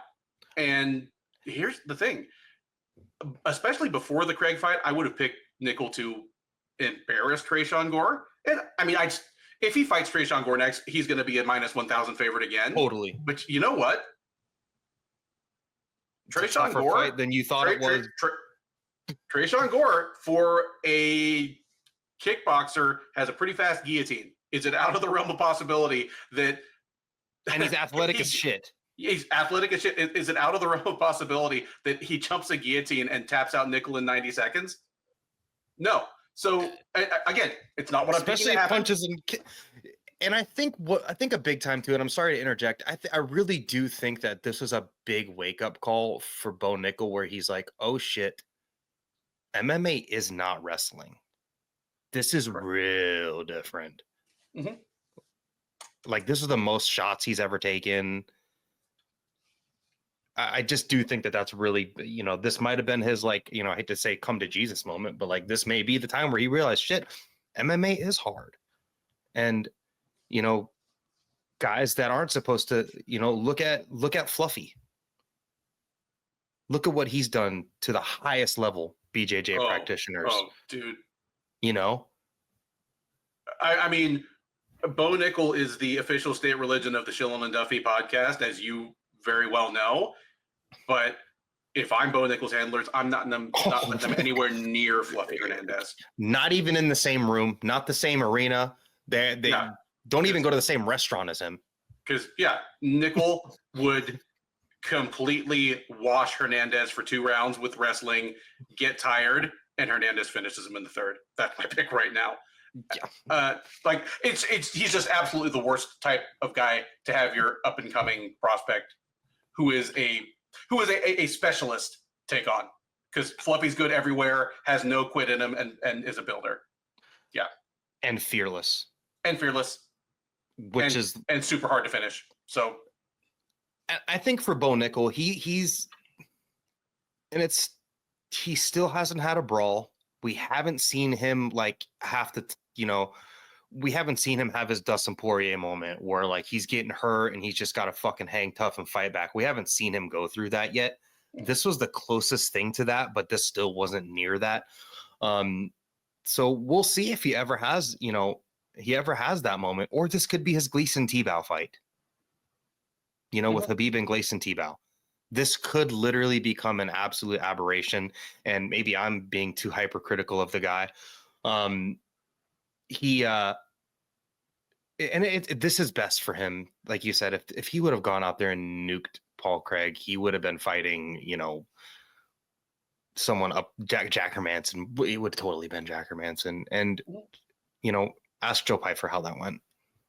Oh, Jack Hermanson is a walking trap fight, and he is good at things that would give Nickal fits. Another thing that we kind of saw for the first time tonight, and depending how Nickal fights, it won't ever matter. But if he doesn't fight smart, it will matter. Nickal's not that big. No. Considering that he is a guy that wrestled at 197 in college, here he was fighting at 185. And granted, the MMA weight cut, it tends to be more extreme than the college wrestling weight cut. But he looked like a welterweight, man. He looked a full weight class smaller than Craig. And while Craig is very tall for middleweight, he's not the biggest middleweight on the roster. I think I'm pretty sure he's retired now, but like Derek Brunson would look like a suit of armor that Nickal could like step into, like the Iron Man suit. Oh, dude, the other day I watched the Brunson Yoel Romero fight back. Yeah. And like Brunson was like out wrestling Romero, like throwing his ass around. They both were fucking shredded in that fight. But you even look at like Hobocop. Huge. Yeah. Hobocop Andre Muniz. Huge. Or even someone like a Vettori, who's a brick, or Jared Cannonier, huge. Nasruddin Imavov, huge. Yeah. And Nickal, he's like 6'1". He doesn't have that like massive shredded physique. It shouldn't, it won't matter. Until it does. Regardless of size disparity, I think Nickal can take down anybody who wants to in that division. But yeah, it was kind of an eye opener. Paul Craig, I mean, I don't think they'll cut the guy because he seems to like, even if he, I don't think the UFC should cut him. Craig. Just all the pre-fight stuff, like he's fucking cool. He's willing to fight anybody, and he's willing to literally, like, he is the one dude that like wants to get rocked and then welcomes you to his guard. Like, never get rid of a guy like that. There's always a spot on the roster for Paul Craig, There are 600 fighters in the UFC. The average casual fan can name about 30 of them. And to become one of those 30 fighters and you're not a champ is so incredibly difficult that the people who are able to accomplish it get a ton of rope from the UFC. I mean, we as kind of media people that can name almost all the fighters in the UFC. We thought it was silly and ridiculous and funny that it took the UFC so long to cut Sam Alvey. Why did it take them so long to cut Sam Alvey? Because it is so hard to get fighters that the casual fan can recognize and look forward to seeing if they're not a champ. Paul Craig is getting into that territory. It's why the UFC would have given Donald Cerrone as many fights as he wanted. It's why Nick and Nate Diaz are always welcome back. Because to get casual fan recognition, to get any level of stardom without being a championship level of fighter is so difficult. I would be shocked if the UFC let Craig go. Oh, if you're a listener to this, and I implore you to do this when we're done, just go to Paul Craig's social media. He made a post about the fight, and like he's becoming beloved. Like there's hella people in the comments like, "Great job, man! Don't worry, keep your head up." Blah blah blah. All the things you say to someone after they lose. His comment section's full of it. It's not like "F you, you suck." Blah blah blah. They're like, "Oh, you almost proved us." You almost. And honestly, when you look at the betting odds, if you did not know the names of these fighters and I just showed you the betting odds and showed you this fight, you'd be like, that underdog fought his fucking ass off. Mm-hmm. Oh, if you just showed somebody the odds and didn't tell them who the fighters were, they wouldn't have been able to pick who was the 10-1 favorite. At all. Yeah. And for him, he can just go on and like, what's funny is like, I kind of want them both to fight the same exact person next. Which is weird, but in back-to-back fights, and I don't care the order, they should both fight Jacob Malkoun next because I'm trying to see something. Okay, I'm here for it. Because one, Malkoun's fights are generally very enjoyable. Malkoun himself is exactly the kind of hard-nosed overachiever that I love, and hey, at least he's a lot shorter than Bo. So that's. And he's like this is disrespectful, but I don't want. He's like the great value Fluffy Hernandez, right? I can see that. That's yeah. Like their skill sets don't exactly overlap, but just their vibe and their energy as a fighter and the way they win their fights, completely get it. Yep. So for them, and then Paul Craig can fight Jacob Malkoun again after that because who gives a shit? And I would love to see, like, I think that's hilarious. Or Paul Craig should just fight like a dude that it's too bad. Oh my gosh, what's his name? Now his name is escaping me. The dude that gets knocked out really awesome. Chris Curtis knocked him out. Oh God. What ethnicity? African American. Phil Hawes? Yes, I was going to say Phil Rowe, but it's Phil something. Phil Hawes. I would love to see Paul Craig and like Phil Hawes fight each other. How hilarious and awesome would that be? It would be hilarious and awesome. I don't know if Hawes is still on roster. No, he's not. He's gone. And if you are Bo Nickal and his handlers, like keep him away from dudes like the Iron Turtle right now. Keep him away from dudes like Hobo Cop.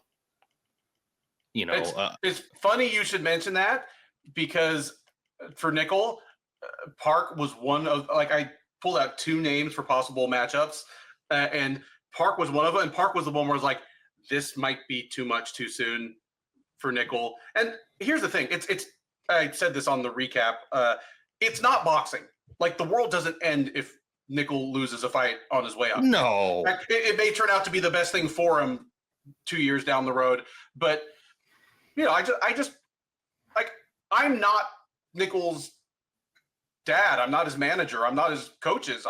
It's like my priority isn't to keep Bo Nickal undefeated. If he's gonna lose, he loses. And if he loses a bunch and washes out of MMA, then hey, I was wrong about a prospect I felt really strongly about. But yeah, like all I want out of his next matchup is give me a reasonable challenge that helps me figure out how good this guy can be. Park was one of them, but Park would have been a big ask. I don't care what the betting line would have been. Like, I'm probably picking Park in that fight. But the other one I was going to pick would have been Abus Magomedov, who was close to being cut like a year ago, but he's won 2 fights now. And it's not that he's night and day better. Just he's not quitting. He's not. There you go. He's not quitting. Maybe he's got some. Maybe his health is better. Maybe he's more used to fighting, in the U.S. I don't know what it is, but that'd be like a suitable kind of fight for Nickal, like a guy who's tough, big, strong, decent everywhere, but kind of like Craig, doesn't pose multiple huge threats. Like there was one way Craig was really going to beat Nickal. Well, unless, you know. Well, he almost beat him with 3 more. Yeah, exactly. There's 2 ways he was going to beat Nickal. Yeah. But yeah, like I think Park would have been a tough ask for Nickal because, of course, Nickal could take Park down, but he might have gotten tired quicker than you would have expected doing it. And Park, kind of like Fluffy Hernandez, is not a guy you want to be tired against in the 3rd round, even if you're up 2-0. Yeah, I mean, imagine if Hobo Cop was in there on Saturday night with Bo Nickal. He might have fought. Hopefully Nickal fights differently in that case, because otherwise. And Hobo Cop's an incredible grappler and wrestler too, and when punches and kicks and shit are involved, all that, the old saying. And really quickly, I'm just looking at this. In Khamzat Chimaev's 7th fight, he took on John Phillips, and that was on Fight Island when he had those crazy. Remember what he did to John Phillips? 2 fights, like 2 fights, like 10 minutes apart. Yeah. He literally 10 days apart. I'm actually looking July 15th and July 25th, which is incredible, an incredible feat in its own. But he fought John Phillips, and look what he did to John Phillips. And Paul Craig's probably a little bit better than John Phillips. Another dude that I looked at too, and we're actually going to talk about him, Carlos Ulberg. He was fighting like Tefon and Chukwi in his 7th pro fight and knocking him dead. But he had already taken the loss at that point. He did, and that was his terrible fight with Kennedy and Nzechukwu, where he right, like he had to learn something. But if he'd beaten Kennedy, he would have been. I mean, he probably would have been fighting a top 10 fighter that was too much for him at the time in his 7th fight. And then another person that came to mind as well was Cyril Gane and also Francis Ngannou. Francis Ngannou made his UFC debut with his 7th pro fight, and then actually. Crazy enough, Cyril Gane's 7th pro fight was that JDS win. That was where JDS was like, "You hit me in the back of the head," and it's like, dude, Cyril Gane hits everyone in the back of the head. He's also low key one of the more dirtier fighters on the roster. But before that, he did defeat Tanner Bozier, and then I think in his 5th pro fight was that funny heel hook he hit from Dontel Mays. I just thought that was a tidbit of interesting, interesting factoids. It is interesting factoids, but the difference is that Nickal is fighting in a division where they have more options and it's perfect for him. He is in the best. If he was a lightweight, I'd be like, sell your Bo Nickal stock.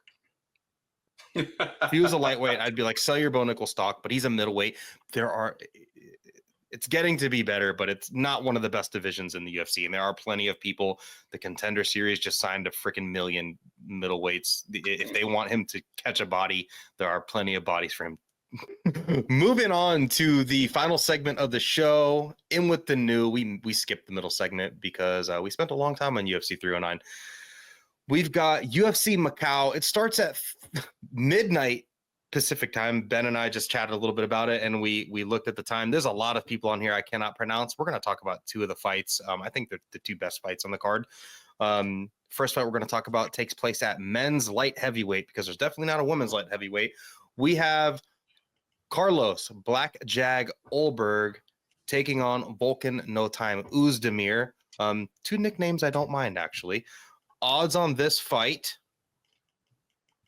are, of course, they're going to be scrambled and not in order. But Ulberg is around -240, -250, depending on where you get your odds. And I'm seeing him all the way up to that -280. Oezdemir, he seems about even +210. And I kind of agree with those. It's been a while since we've seen Carlos Ulberg in action. His last time out was May 11th of 2024, where he did finish Alonzo Menafield, where... Have you watched that fight recently? He's not getting paid by the hour. And neither is Alonzo Menafield. I think that was his plan to not be paid by the hour in that fight either. He was like, hit me here. Just ran straight at Ulberg and got blasted with his check hook, which is one of the better check hooks in the whole division. Volkan Oezdemir. he is a guy that, you know, especially in 2024, like active UFC fighters on the roster, there's a couple dudes where I'm like, hey, do you know he fought DC for a title? If you're like a new MMA fan, you'd be like, Volkan Oezdemir fought for a UFC title? Yeah, he is a title challenger. His last time out, he took on Johnny Walker in a really violent knockout, and before that, he defeated Bogdan Guskov, where he looked pretty good in that Bogdan Guskov fight. No USADA, Volkan Oezdemir, maybe, you know, something to behold. What do you think about this fight? I'm going to let you go first. I keep saying that Carlos Ulberg is your guy, and you're like, what? How is he my guy? You do bring him up all the time. I don't know. Or maybe I just remember you bringing him up all the time. Well, I mean, he's your guy. I think he's a great, well, he's not even a prospect. Now he's a rising contender. I think he's a fantastic fighter. He's a ton of fun to watch. I will always kind of point out that he is a guy that stardom is there for him if he can keep winning fights. I mean, he is this ridiculously like good-looking guy with just, he's not a huge talker, but just very cocky and carries himself well. I mean, it just kind of looks like if Dwayne Johnson had gotten into kickboxing instead of pro wrestling after college. You know, he's just like this super good-looking, athletic Polynesian dude who's good at his job. And thus far in his UFC run, he's 6-1, and he's lost about 5 seconds. And it was that 5-second brawl of Kennedy Nzechukwu who clubbed him in the pocket. And we just finished talking about Bo Nickal. That might have been the best thing that could have happened to Ulberg. Yeah. Because here's the thing. He's a 4-0 guy coming out of the Contender Series, looking the way he does, being a teammate and primary sparring partner of Israel Adesanya. If he had beaten Kennedy like he was favored to do, it would have been way too much, way too soon for this guy. But instead, after losing to Kennedy, he goes Fabio Cherant, Devon Chukwi, Nick Negamariano, Eor Pateria, Da Woon Jung. You have to get all the way to his most recent fight where he lamped Alonzo Menefield to get to somebody that's about on Kennedy Nzechukwu's level. It set him back like 6 full fights, like 4 years in terms of the type of fighters they were matching him against. And he did exactly what he was supposed to do. Like, he went, rebuilt, got his shit together, and he was like, okay, well, training at City Kickboxing, you know, he was a main sparring partner of Israel Adesanya, so you know he's really talented. But I think he there's just a big wake up moment where like, hey, you just can't brawl with everyone in the pocket. Like, maybe you can at your camp when you're the biggest dude there, but like you can't go brawling with everyone in the pocket, especially dudes as big as Kennedy and Nzechukwu. So he went back and he did the work. The Fabio Cherant fight was really weird. Fabio Cherant threw and landed like 3 strikes in that whole fight, and it was. You know, I was cage side, dude. I heard Henry Hooft. It was UFC 271, dude. I was there. I heard Henry Hooft walk up to Ulberg, take him aside in the cage, and apologize that Cherant sucked so bad. I said this in the Sherdog Slack, and it's mean, but like I'm just gonna say it again. Like, Fabio Cherant has UFC fighter in his bio, and like that means that people can go and look up your fight tape. And I probably just wouldn't have that in my bio if his UFC tape was out. Like, you know, he's hoping that like, you know, those people don't have Fight Pass subscriptions and it's like hard to find. Like, I don't know. Devin Pilot, the only video of me flying is like crashing a plane. It's just like, well, like great pilot, you know, or you know, stuntman or whatever, you know, BMX guy. The only video of me out there is crashing a bike. It's OJ Simpson, cutlery tester. Yes, they're perfect. Carlos Ulberg is a dude that's got fast hands. He's brave in the pocket. He's got pretty good defense. What really turned me on to him, where if you go to the Sherdog.com and you look at this guy's picture, you're going to make fun of me for saying it that way. But what really turned me on to him was his fight against Nicholas Negamariano, where like he pieced him the fuck up. Yep. Like he like You ever husk a piece of corn, like a corn cob? Oh yeah. That's what he did to Nicholas Negumereanu. Like he just ripped him apart. Like it was bad. His check hook is fast. It's educated. He's got pretty good defense.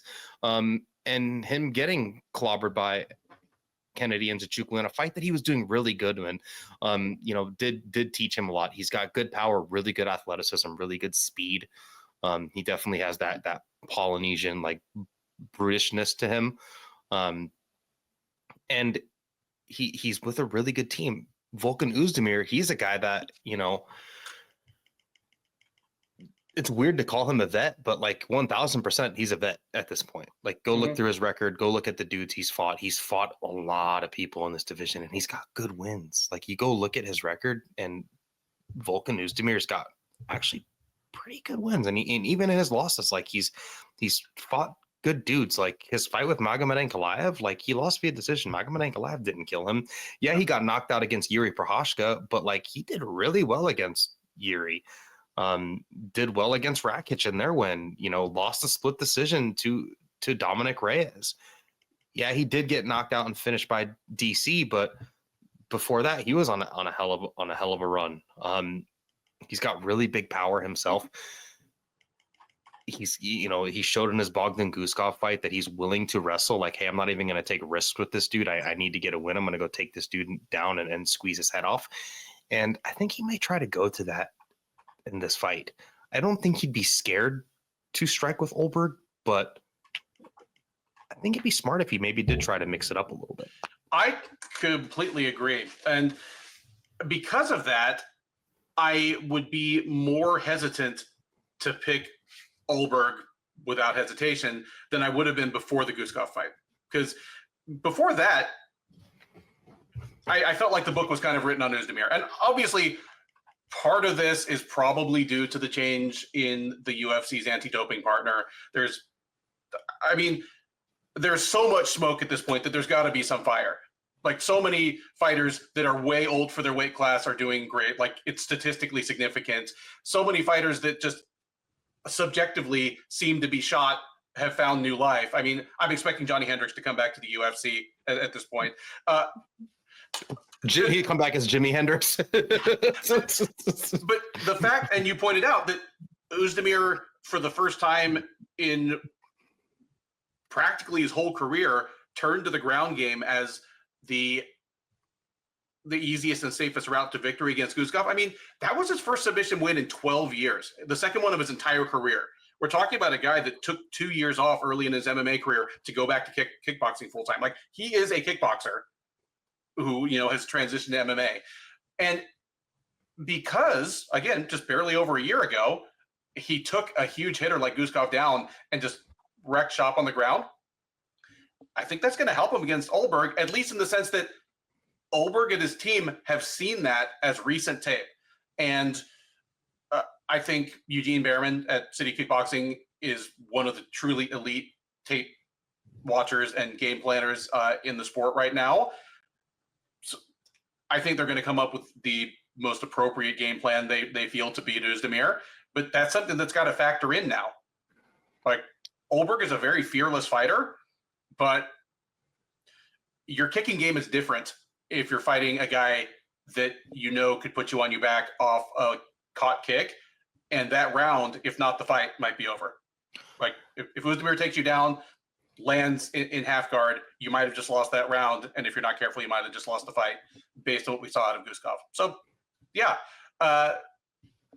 still leaning Ulberg here. I think Oezdemir is a good fighter on the downslope of his career who's found a new lease on life. I think Ulberg is still getting better from fight to fight.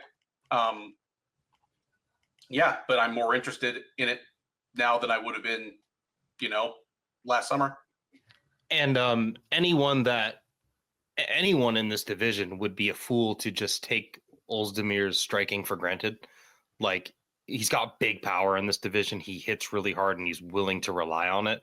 Another thing I really like about his performance against Johnny Walker was, like, not many everyone knows the game plan for Johnny Walker, but like still not many dudes are going out there and doing it. He's like, oh, walk this dude down get him against the cage and just blast him with heavy leather. Like, he's willing to stick to a game plan and, you know, be pretty fearless in front of someone like Johnny Walker. So I do think that there is openings for him, especially if he decides to mix the martial arts. I really do believe there are openings for him.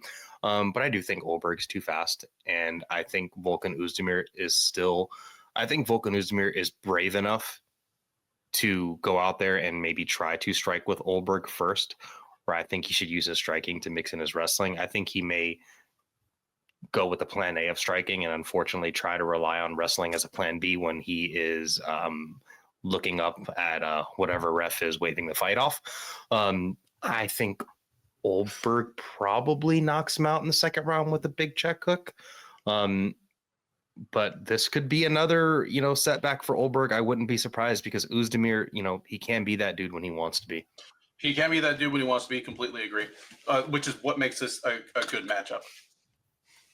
And these are two, like, one thing I'm glad about with sidebar is without USADA being around, like, have you noticed like the life getting into these like middleweight and light heavyweight? Like, it's like a bolt of lightning hit both of these divisions. Yep. And then now we got the you know, our future's looking good with the old gloves coming back. You know, no USADA, old gloves. Wonder what Alex Pereira is going to look like next time out. Holy shit! Fun fight at light heavyweight though. Yes. Moving on to the main event of UFC Macau. If you live in the Pacific Northwest like I do, you can watch this probably at like 5:30 in the morning. Yeah, and this is what the UFC does. When they go to Europe, when they go to Asia, if it's a pay-per-view card, then they say fuck the locals and they time it to coincide with when people in North America are up. If it's a free fight night, they say fuck America and they put it at a time that's convenient for the locals. I mean, that it's as simple as that. If this were UFC 311 in Macau, then the Chinese people would be the ones that would, you know, have to stay up all night, and we'd get it at a normal time for us. So, yep, that's fight nights in Asia for you. UFC 311. Amber is the color of your energy. Fucking 311. Yeah. They were actually like coming on tour around my neck of the woods, and then like I went to their. I mean, don't you just get tickets to the 311 show where like for free wherever you get your weed? Like they just, you know, they have a stack of them on the dispensary counter. They're just like, hey, take one of these. So like last year I went to for about 20 minutes and left. I went to a Sugar Ray concert that was free to me. And I was like, damn, I'm out of here. So me and my fiance dipped right out of there. But I went to the 311's like social media page and like their ticket website, and I'm like, fuck, these dudes are old as shit doing this now. Like, my gosh. Pretty sure but they also older than me. Yeah. But they look like haggard. You know, they look like they've had a lot of road shows trying to keep it together. Just kind of like, okay, Sugar Ray too, man. They look pretty freaking haggard. Main event of UFC Macau. Two dudes that are not haggard. We have No Mercy, Petr Yan, or is it Petr No Mercy Yan? I can't speak. Versus Deiveson Figueiredo, the God of War, Deus de Guerra. Really cool fight. Deiveson Figueiredo fighting his definitely his hardest opponent up at 135 at the tail end of his career. Odds on this fight, Petr Yan is a pretty big favorite, minus 300. Deiveson Figueiredo is coming back at plus 240 as the dog here. This is a really good ass fight, and I hate that I'm gonna wake up in the morning on Saturday and then grab my phone and already know who won it before I watch it. That's going to be a little bit annoying. What do you think of the odds? Do you agree with those odds? No, I don't. And I'm taking the upset. I was a little surprised at the odds, honestly, because sometimes I don't agree with the lines, but I understand why they are what they are. And again, it's not the bookmakers determining the lines; they're setting them in response to where the money comes in. Like, you know, they have to make money by predicting / reacting to, you know, what the bettors do. Their whole job is to try to set the line where they can bring in money on both sides. So if that's what it takes in this fight, great. But I'm surprised, and I'm surprised because Figueiredo is 3-0 since moving up to 135 pounds and has looked generally pretty damn good. Whereas Jan is 1 win removed from a losing streak. And yeah, his losing streak was against the 3 best guys in the division over the last 5 years. But yeah, I really don't get it. So yeah, and I really don't either. And maybe it's the age, like, you know, Petr is 31, but Figgy's 36. he sure is. What's crazy is like when they get in there, like Petr on Sherdog.com, he's listed at 5'7" and Figgy's listed at 5'5". Figgy's the bigger dude all day. When they get in there, Figgy's got the longer wingspan. Like, if, you know, from behind, he's definitely got like the more V tapered shaped body. Even if Jan is an inch or two taller, Figueiredo will be the heavier guy in the cage. And has the longer reach for sure. I always thought Petr was a dude that could probably make some sacrifices and make flyweight and not look like TJ Dillashaw. And that might have been his best place. Petr, I mean, what's he good at? Everything? Like literally? Good at everything, but he uses all of it. Like in his mind, like what he wants is to be good enough at wrestling and grappling to be able to just box people up.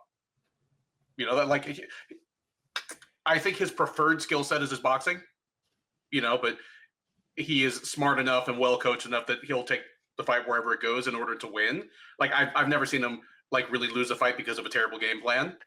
But yeah, in his own mind, if he had his way, he'd be boxing people up every time out. He's a boxer that is also good at wrestling. Is also And a lot of his takedowns are not like traditional like blast doubles or even like, you know, high singles, you know, elevated.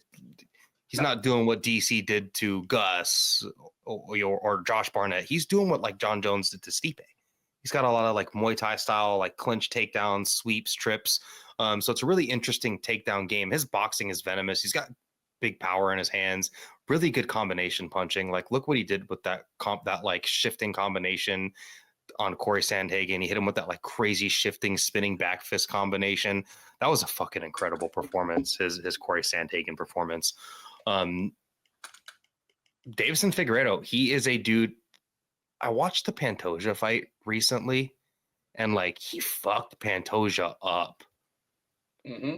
Like dropping him with uppercuts. His shot selection is incredible. Also too, like on the ground in a scramble, like Biggie's got that Jim Miller guillotine.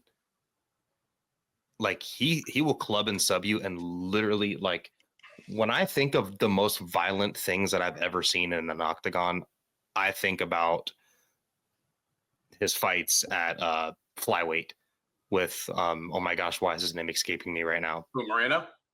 No, his very first title fights, Benavidez. When I think of like violence in the octagon, I think of his 2 fights with Benavidez, where like one of them, do you remember the camera like panned off of Benavidez and he got put to sleep, like club and sub, and he woke up screaming? Yeah, he looked like he looked like someone had like shot him with a rifle from the rafters, and then when he got up, didn't know where the hell it was terrifying. He was screaming. He like you could hear it in the background, and Paul Felder's like, "Oh, well, he's awake. No, he's glad to see him okay." And I'm like, he went to sleep with a nightmare, had a full-on nightmare, and woke up and was still living that fucking night. You know, Figgy's ability to even be 36 and still be a freak athlete, and his striking game is good. He dropped Marlon Vera, the first person to drop Marlon Vera. But I think one of his most slept on skills is his wrestling and his submission game, and like his grappling alone, and he's got like a Charles Oliveira venomous type submission game. Yeah. It's closer to how Oliveira's submission game is now, where he's willing to use brute force as well as finesse. Yeah, I'm feeling that. What worries me for Figueiredo in this fight is his Cody Garbrandt fight, where like he really had trouble with the speed and the boxing of Garbrandt, and really got beat up pretty bad in their first round, and then had to rely on his grappling. And like, if that wasn't Cody Garbrandt, like that could have been, you know, That might have been pretty bad if that was like a Song Yadong in there or something like that. Or maybe even like a Corey Sandhagen in there. What worries me about Petr Yan is how Petr Yan will just like literally stand in front of somebody and let them hit him when he has a high guard. Like he will just shell up in front of opponents and let them, and Figgy's not the dude that you want to shell up in front of because he's got big long arms, big whipping punches, and like he will hit you with the uppercut. He's got great timing. He will throw shots around the guard. And he'll tag you to the body a couple times and see if you want to keep leaving your guard up. Yep. And I really don't know what this fight's going to look like because Petr Yan did show really good wrestling defense against the best wrestler in this division in Merab Dvalishvili. But he also, I watched that fight recently, his fight with Merab, and Merab like washed him. At the end of the fight, this is one of the moments I'll never forget in MMA, where Merab had crushed him with so many leg kicks and so much wrestling that at the end of the fight, they went to go shake hands. Merab stuck his hand out for a handshake, and Petr Yan scoots back and starts down blocking. Fight's over. That's how like PTSD. That's how flummoxed he was from the takedown attempts. I really don't know who's going to win this fight. I really don't have a good call on this fight. I really don't know because Petr Yan is a dude that does take damage in his fights, and he will kind of stand in front of somebody and try to make his reads. And Sean O'Malley's a really hard puncher and had a lot of success against Yan, but he's not all like Sean O'Malley can get lost on the ground. Figgy's not lost there. He's a scrambler. He's a flyweight OG scrambler. And that's something that he's taken to bantamweight with him. His power has gone up and his fucking scramble ability has gone up. 5 rounds, Petr Yan, though, gives him a lot of time to get rolling. And I think he's a good enough defensive wrestler to thwart those things off. And, he can't start slow in this fight. Figgy is not a dude you can start slow off of, but he could also, if he could have the Cody Garbrandt fight for 3 rounds, he's, the first round of that Cody Garbrandt fight for 3 rounds, he'll win this fight. I think he can do it, but I don't trust these betting odds. Like, sure, if you're a gambler and listening to this, Figgy's the smart money all day. Picking the fight, I'm going to pick Petr Yan. I think his boxing and his volume, Figgy can be a little bit low volume, but I mean, a dude that's going to shell up in front of someone like Figgy and make reads off of Figgy might fuck around and be too late. I agree. Yan is a slow starter in a similar way to Jon Jones, whom we talked about earlier on the show, where again, he has that boxer mentality, and boxers are used to having, 10 or 12 rounds where you can take the first round and kind of get your reads. He has 3 or 5 rounds, so obviously you can still win that way. He is a former champ, but your margins of error are much, much tighter. Basically, Yan has routes to victory, obviously, and his routes to victory are pretty obvious. Stay upright, box up Figueiredo for 3 rounds out of 5. And that can either be you can get off to a faster start than you're used to, or you can try to take over late. Because especially if Figueiredo goes with a game plan that's heavy on the kicks and wrestling, he has a surprisingly good gas tank for a guy that fights at his pace and has his kind of weight cut. But Yan might be the fresher guy in the later rounds. I'm leaning slightly towards Figueiredo just because the things that other fighters have done to Yan and found success with, they're pretty much all things Figueiredo can do and does do. If Figueiredo decides to start chopping at Yan's legs, I think he's going to find success with that. He has very good leg kicks. The fact that he's perfectly willing to mix up his wrestling and striking. I'm leaning very slightly towards Figueiredo here. I would not be at all surprised if Jan won. So it's really just the greater than 2-1 line that has me sort of gaping at this. If this was a pick'em, like I wouldn't be surprised at all, and I won't be surprised if the line migrates a little closer as the fight approaches. But I'm leaning very slightly towards Figueiredo here, and I guess if that happens, it'll be a pretty substantial upset. So There's no way that this fight gets any wider. No. No possible way. And while you were talking, I was just thinking, I started thinking about the Aljamain Sterling fights with Petr, and I'm like, man, Figgy's more athletic and faster than Aljo, and he's got a hell of a back take game himself. Yes. But then I also started thinking about Brandon Moreno's boxing and the success he had against Figgy.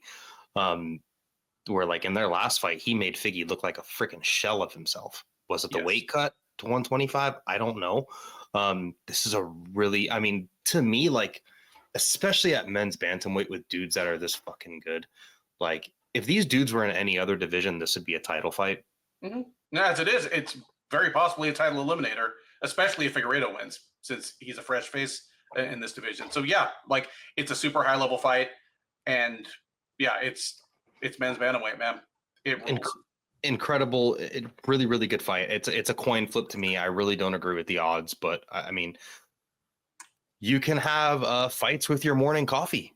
Come Saturday. That's what I'll be doing. I'll be drinking some coffee and playing the fights back, probably just on my phone, watching them back. I'm really curious to see a couple of these other fights turn out. Jan Zonon and Tabitha Ricci are on here. That could be an interesting, fun fight. Then I think next week we have a week off, don't we? Week after that? Yes. Thanksgiving weekend we have off. That's awesome. Well, dude, that's the show. Check the kick. Sherdog.com. I really appreciate you for coming on. We spent almost as long as you guys do with a preview, and we only talked about 2 fights. I really appreciate you coming on here, man. Thank you. Always a pleasure, man. Yeah. Thank you, guys. Enjoy the fights.